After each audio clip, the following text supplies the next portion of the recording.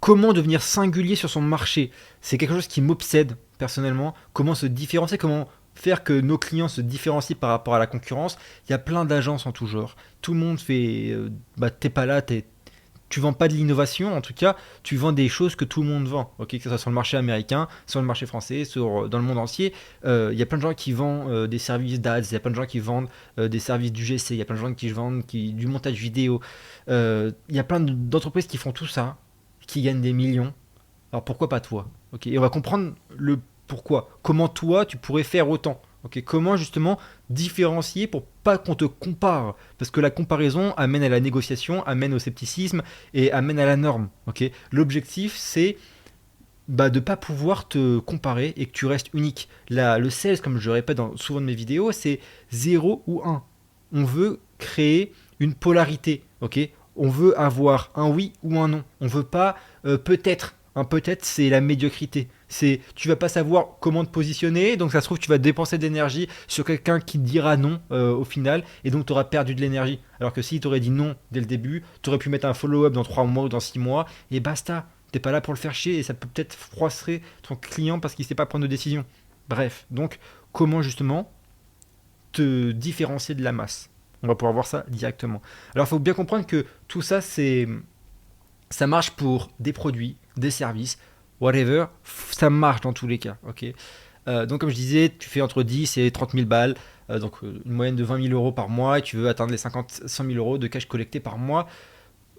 Tu peux pas continuer sans réellement te polariser, sans réellement te différencier, parce que sinon tu restes une agence ou une entreprise standard. Et tu veux pas être dans la standardisation, tu veux pas être dans la norme. Ok, si tu es dans la norme, tu auras les résultats que tout le monde a. Et tu veux pas avoir les résultats que tout le monde a. Tu veux gagner plus d'argent, tu veux gagner plus que les autres. Tu as plus d'ambition que les autres. Et si tu as plus d'ambition que les autres, tu dois penser différemment, vendre différemment, communiquer différemment et construire, voilà, construire ton offre différemment. Ok. On a pu voir auparavant dans le module de The Acquisition juste au-dessus comment créer une offre. Maintenant, tu peux. C'est pas le problème de l'offre en premier lieu, c'est pas la problématique. Ok. Si tu as une même offre que tout le monde, ça va être dans la façon dont tu vas la proposer, comment tu vas communiquer, comment tu vas la vendre, ton processus, ta communication. Parce qu'il y a la communication euh, intrinsèque, donc avec le client, il y a la communication externe, comment tu vas proposer quand tu vas démarcher des clients ton service. Il y a plein de choses qui font que tu vas pouvoir exceller ou pas. Comment te différencier, que ce soit même en e-commerce. En exemple, j'ai une bonne connaissance à moi qui fait actuellement genre 500. Il a fait 400, j'ai mis sur Instagram, il a fait 490 000 euros en un mois. Comment? En e-com? Parce qu'il a utilisé les mêmes leviers, il est hyper transparent sur sa méthode de faire. Il a utilisé un produit qui marche très bien et il l'a vendu sur une autre plateforme. Donc comment il s'est différencié? Sa proposition de valeur était quoi? Était vendre un produit qui marche bien dans un endroit que les clients ne connaissent pas. Ok. Donc dans le sens où ça peut être un marché différent, ça peut être une plateforme d'acquisition différente, ça peut être plein de choses différentes qui font que tu vas réussir à capter l'attention. Parce que sur cette plateforme, tu vas être différent. Ok. Donc comment tu vas communiquer, comment tu vas construire ton offre, tu peux aussi te différencier avec ton offre. À la place de dire que tu vas aider machin, tu vas peut-être dire arrête d'utiliser ça parce que nous on utilise ça. J'en ai aucune idée, mais il y a plein de façons d'améliorer son offre et de changer son offre. Ok. La richesse se trouve pas dans la norme, et tu le sais. Si tu es comme tout le monde, tu auras eu les résultats comme tout le monde. J'ai déjà dit. Euh, Sinon, tout le monde serait riche, comme je l'ai dit. Ok. La singularité commence dès le début. Ok. Dès le début, tu vas comprendre quels sont tes concurrents, comment ils fonctionnent et comment tu pourrais te différencier avec ta vision. Il faut que ta singularité, en gros, tu as la singularité du mécanisme, donc euh, comment tu vas proposer la chose, etc. Et à ta singularité, ta personne. On est tous différents, ok. Et tu vas devoir apporter ta patte personnelle. Si tu n'aimes pas ta différenciation, tu n'arriveras pas à tenir le rythme, ok. Sur le long terme, ce n'est pas possible. Donc tu dois être en accord avec ta singularité, être en accord avec toi-même. Rien que comment tu vas parler, comment tu vas présenter la chose, comment tu vas fonctionner, comment tu auras pensé ta structure, déjà tu es différent. Maintenant, si tu as suivi une formation et tu fais du copier-coller, je suis désolé de te dire, mais tu dois, euh, tu dois dégager ça. Enfin, on n'est pas là pour copier-coller bêtement, quoi. Bref, merde. Bref, on se recentre sur la chose. Donc, comprendre ton marché. Tu ne veux pas être générique, donc tu dois comprendre le socle déjà de base. Le socle n'est pas le niveau zéro. Le socle, c'est la moyenne de ton marché. Ok, le marché moyen, il en est où? Ok, est-ce que mes concurrents, qu'est-ce qu'ils font? Quel business model ils font? Donc moi, je sais que le business à l'époque de l'acquisition de la génération de leads était modèle à la perf, prendre à peu près 100 balles le rendez-vous, quoi, un truc comme ça.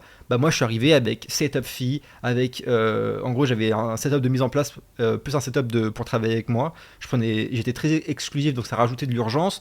Il y avait quoi d'autre?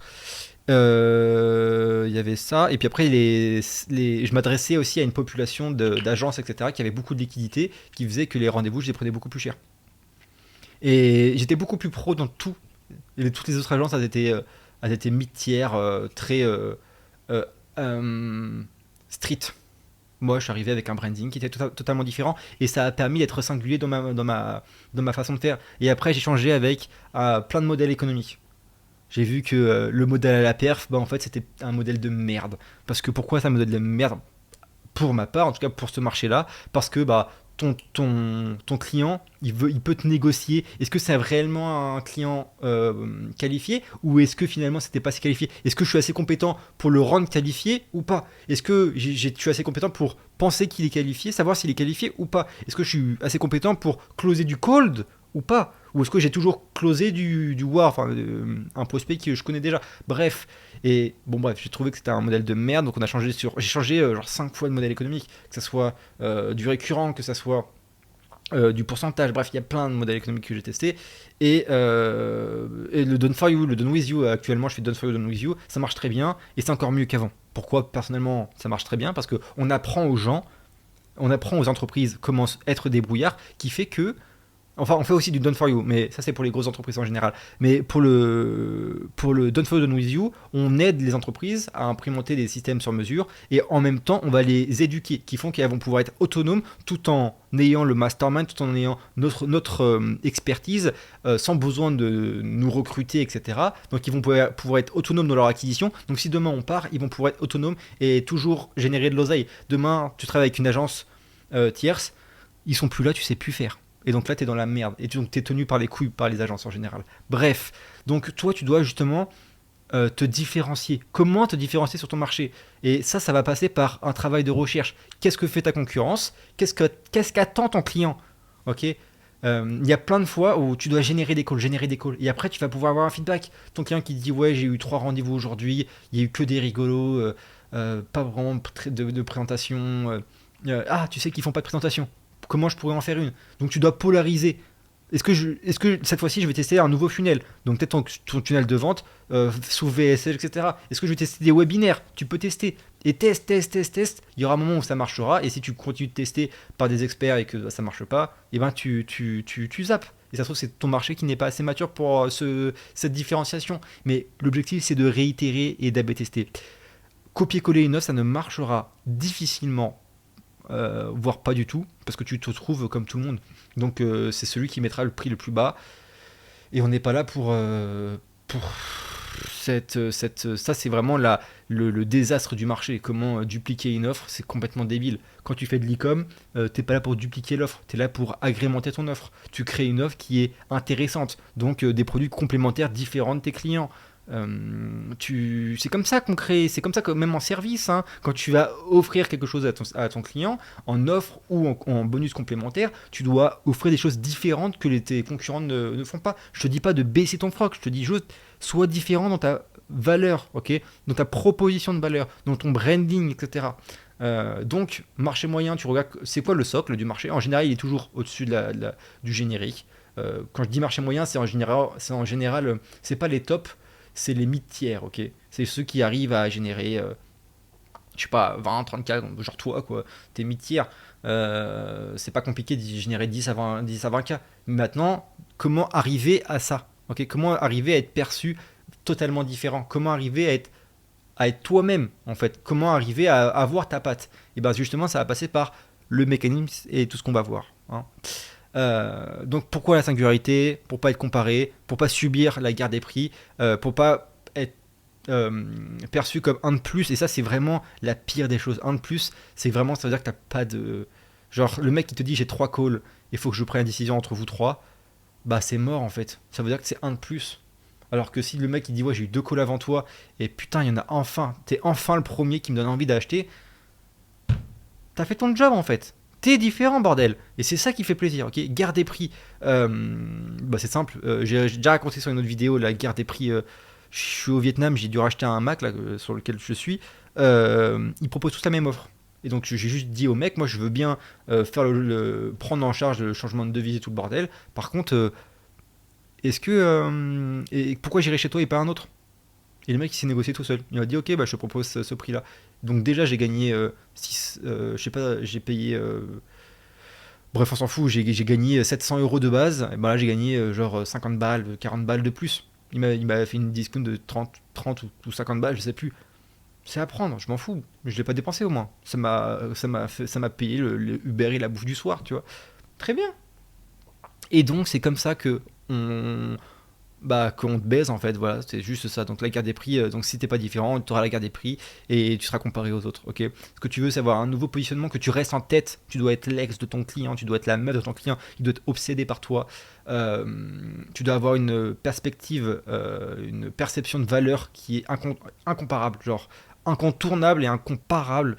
Bref, tu m'as compris, tu dois être convaincant. Et tu dois pas être voilà, l'agence standard, tu dois être une agence qui est différente. Ok, si t'es une agence, si t'es un coach, consultant, ce que tu veux, tu dois être différent des autres. Ok. Bref, donc par rapport à ça, ça passe par l'ICP. Déjà, il y a se spécialiser. Toi, quand tu vas, je sais pas, t'as un problème de bide, tu vas chez le gastro-entérologue, ok. Ça fait plaisir parce que le mec qui s'y connaît. Comme moi, je suis tombé malade à cause d'une clim de merde. Euh, Excuse-moi, je suis allé voir un ORL spécialisé toute la trachée, nez et oreille. Et donc ça fait que je vais chez lui parce qu'il est spécialisé là-dedans. Et tu vas faire la même chose. Ok. TED, cette niche, TED, les coachs sportifs, il va signer 15 clients par mois sans aide. Et ça, c'est un truc, ça, c'est le basique déjà. Là, on arrive, c'est Alex Hormozy qui a banalisé, du coup, a fait un nouveau socle du marché. La moyenne de marché, déjà, c'est de savoir se nicher. Merde, quoi. Faut se nicher pour pouvoir justement parler directement à ton client cible. Ok. Nous, on aide les agences. La première cible, c'est les agences. Ok. Et les entreprises B2B, ok. Même si après on a quelques coachs, etc. On a quelques e-commerce, etc. Machin. Mais le premier pôle de base, c'est les agences. Et on fait que ça, tu tryhard, ok. Et toi, tu vas faire la même chose, te spécialiser, ok. Devenir un spécialiste et pas un généraliste, ok. Quand tu vas voir le nombre de généralistes qui sont médiocres parce qu'ils savent tout et rien en même temps, ils savent le partiel, donc ils savent te guérir partiellement. Donc tu vas chez eux de base pour pas payer trop cher, ok, mais après tu dois voir directement un généraliste, et un spécialiste, parce que le nombre de fois où j'ai eu des potes qui se sont fait diagnostiquer des merdes par un généraliste, et en fait tu vas chez le spécialiste et en fait il y a que dalle, ça arrivait tellement de fois que même des cancers, je me rappelle, un ancien pote, enfin, un bon pote à moi qui a failli avoir un cancer des couilles, on pensait, finalement non, tu vois, bref, anecdote. Donc, voilà. Se spécialiser, c'est hyper important. Ton angle doit être unique, ok, que ce soit ton mécanisme, ta philosophie. Faut que tu comprennes que ce que tu fais est différent des autres. Comment tu le fais, c'est différent des autres. Ton cycle, ça se trouve, le cycle de vente de base, le cycle de gestion est 3 semaines ou un mois. Tu vois, exemple, moi, ma concurrence au tout début, c'était tu pars quand tu veux et tu viens quand tu veux. J'ai testé ça. Bah, c'est bien de la merde. Parce qu'un cycle de vente, c'est pas quand tu veux en fait. C'est pas au bout d'un mois que tu vends un contrat à 100 000 euros. C'est au bout de plusieurs mois, ok. Et surtout que quand tu fais l'effort de t'imprimenter chez le client, donc tu dois devoir comprendre ses process, tu vas devoir comprendre ses offres, tu dois devoir tout comprendre. Et en plus de ça, tu dois lui apporter des nouveaux clients. Et en plus de ça, tu dois closer en un temps qu'il n'a jamais fait. Et en plus de ça, c'est du cold. Bah non, ça ne marche pas en fait. Donc moi je suis arrivé, j'ai fait, c'est simple, chez moi c'est 4 mois minimum. Et là, ok, pourquoi 4 mois? Pourquoi t'es différent déjà? Pourquoi? Bah parce que moi je te montre un mécanisme et tu dois rapporter de la logique et que ça soit clair. Et moi je disais à mes clients, c'est quoi votre cycle de vente? Et je peux te dire, la plupart, ils ne savaient même pas le cycle de vente moyen, mais bon, je trouve ça hallucinant. Et des gens qui font déjà plusieurs millions, hein, ils ne savaient même pas.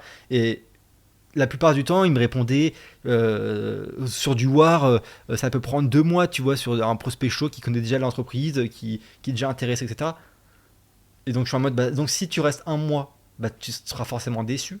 Et là, on parle même pas du War, on parle de Call. Et il me disait, ah ouais, je trouve ça beaucoup plus smart. Donc t'es beaucoup plus smart dans ta logique que tes concurrents. Tu passes moins pour le clown de service, ok. Donc tu dois montrer que tes méthodes soient claires, que ta philosophie soit claire, que tes mécanismes soient clairs, ok. Ton positionnement par élimination. Si tu veux X, tu vas chez eux. Si tu veux Y, tu viens chez moi, ok. Si tu veux, je sais pas, de l'ADS, tu viens chez moi. Si tu veux, je sais pas, du cold email, tu vas chez tes concurrents. Bon, non, en l'occurrence, on sait très bien comment utiliser tous les aspects en acquisition, mais il y en a qu'on sait pas bien, tu vois. Et pour ça, on fait venir des gens, ok. Et donc, c'est à ce moment-là, justement, où tu dois encore plus te spécialiser par rapport parfois à ton mécanisme ou parfois à comment tu travailles, ok. Et donc, la spécialisation et vraiment ton positionnement, il est hyper important. On ne travaille pas avec les boîtes moins de 15K. Nous, on ne travaillera pas avec des boîtes qui font moins de 10K. C'est impossible. Parce que ça veut dire que tu n'as même pas encore de process, t'es même pas encore structuré, etc. 10K par mois, c'est vraiment le bas du bas du bas, quoi. Tu veux faire. Nous, on est là pour avoir des gens qui soient ambitieux. 10K, c'est la moyenne, c'est le socle, c'est la médiocrité. Je dis pas que c'est pas bien. Attention, je parle de 1000 euros de CA, je dis pas que c'est pas bien. Je dis simplement que c'est le bas du panier, ok. Et tu dois justement déqualifier les clients. En plus, le pire, c'est que j'ai une VSL juste derrière d'un bon ami à moi qui vend du coup, qui fait de l'accompagnement. Bref, dans sa VSL, tu vas déqualifier les prospects qu'on ne veut pas parce qu'on ne veut pas perdre notre temps. Ok. Donc, par rapport au mécanisme, par rapport à la typologie de clients, etc., etc., lui, je crois que c'est en ads, il veut pas moins de 5K par mois d'ad spend, tu vois. Et ben comme ça, tu gères tout le flux, toute la typologie client que tu ne veux pas, tu la gères. Et c'est mieux pour toi comme mieux pour ton client. Tu fais pas perdre de temps à ton prospect, tu te fais pas perdre de temps. Ok. Ton branding, ton storytelling, ton histoire est différente, donc tu dois le montrer. Ça, c'est hyper fort d'avoir une histoire avec son entreprise parce que ça va rapporter de l'humain à ton message. Ok. Ce n'est pas ce que tu fais, c'est comment tu racontes l'histoire, ok, qui est important. Les gens adorent les histoires c'est ce qui vend au plus au monde. Le storytelling, les histoires, tu peux voir avec Disney, tu peux voir avec plein de choses, c'est ce qui vend. L'humain a besoin d'histoire, et si tu peux justement coller une histoire et du vécu à ton agence, ça va créer aussi ta différence, ok. Une agence qui scale 100% à distance avec une équipe machin, storytelling, no office, only. Donc là, t'as déjà un ADN de on veut pas d'office parce qu'on est, je sais pas, une agence hybride ou je sais pas quoi. Déjà, tu vas commencer à te polariser, ok. Ça va pouvoir plaire à plein de gens et d'autres, ça va pas leur plaire. Et donc là, tu vas pouvoir trouver des solutions. Est-ce que tu te déplaces, est-ce que tu te déplaces pas, etc., etc. Que ce soit pour une marque de vêtements, et ben, je sais pas, tu fais que du coton parce que le synthétique, ça t'a fait extrêmement mal à la peau. J'en ai aucune idée. T'as fait des réactions allergiques. Et ben ça, justement, le mettre en avant, ça pourrait être bien. Moi, je pourrais me lancer une marque de cheveux parce que je veux perdre tous mes cheveux. Tu vois, c'est mon petit complexe, mais c'est la vérité. Et donc, ça reste cohérent. Ok. Si demain tu marques, moi, pourquoi je fais de l'acquisition? Parce que moi, mon pôle, mon kiff, c'est l'argent. Mon kiff, c'est l'acquisition. Ok.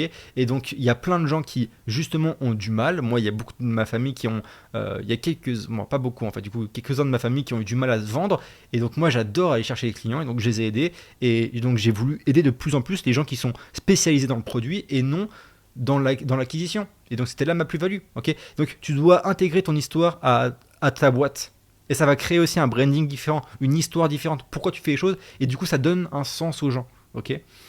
L'effet de rareté, c'est hyper fort. Pouvoir donner, tu vois, en 2025, tu vois, exemple pour les vêtements, ça marche très bien de faire des collections et puis il y a un stock limité et après c'est out of stock. Bah, tu peux faire la même chose en service. Tu peux dire qu'on prend, c'est ce que fait le Head Lab en service. Ils font de la formation et de l'accompagnement, done with you. et ben ils mettent à ce moment-là que 10 places, que 100 places, que 200 places, que 300 places, que 500 places. Et ça marche super bien. Ok, donc faire du volume limité, un accès limité, etc. Ça marche très bien et ça rajoute de la rareté. On prend que 3 places ce mois-ci, ok, en accompagnement. Ça te dit que tu gardes de la qualité. Je pense à mon client. Il se dit, ok, c'est pas un abattoir, ok. Donc l'effet de rareté marche très bien aussi. Donc comment valider ton positionnement et être singulier? Tu vas te poser la question à tes clients aussi. C'est hyper important. De toute façon, tu vas le savoir très vite. Est-ce que ton client va aimer ce que tu fais? Est-ce qu'il va te retenir? Est-ce qu'il va acheter? Déjà, le fait d'acheter, ça va être un message du marché, ok. Donc tu peux poser des questions à ton client. Est-ce qu'il a pu te comparer ou pas avec d'autres? Comment il t'a perçu? Est-ce que il t'a perçu en tant que spécialiste ou non, etc., etc., etc. Donc ça, tu peux te faire plein de questions. Demander à ChatGPT d'avoir ton ICP et de lui poser plein de questions. On a la chance d'avoir l'IA, ok. Donc utilise-le. On n'avait pas ça il y a 10 ans. Donc tu ponces la chose, quoi. Exercice d'application. Quelle niche actuellement, dans quelle niche tu es, quel problème principal tu règles pour eux, quelle transformation tu fais, etc. Il y a plein de questions à s'y poser. Ne copie-colle pas bêtement. Quand on a vu ensemble du coup les offres, il faut bien comprendre que c'est te montrer comment mettre en avant des mécanismes, des offres, des packs, etc., etc. On a pu voir tout ça dans la vidéo auparavant, mais il faut bien comprendre que tu es unique, donc fais les choses euh, de ta façon. Ok. A/B test, il n'y a pas de réponse miracle, il n'y a pas de formule magique, sinon on serait tous millionnaires et tous milliardaires. Donc tu dois A/B tester, tu dois tester les choses les plus cohérentes pour toi, mais surtout pour ton client. C'est ton client qui achète, c'est pas toi. Ok. Tu dois pouvoir acheter ce que tu vends, mais dans tous les cas, ça sera ton client qui achètera. Ok, donc pour devenir singulier, écoutez-vous surtout. Copiez pas. C'est bien de reprendre, mais rajoutez de l'intensité dedans, rajoutez de la polarité dedans, rajoutez de votre sauce. On est tous différents, donc s'il vous plaît, n'oubliez pas qu'on est différents. Donc rajoutez de la différenciation dans la façon de faire.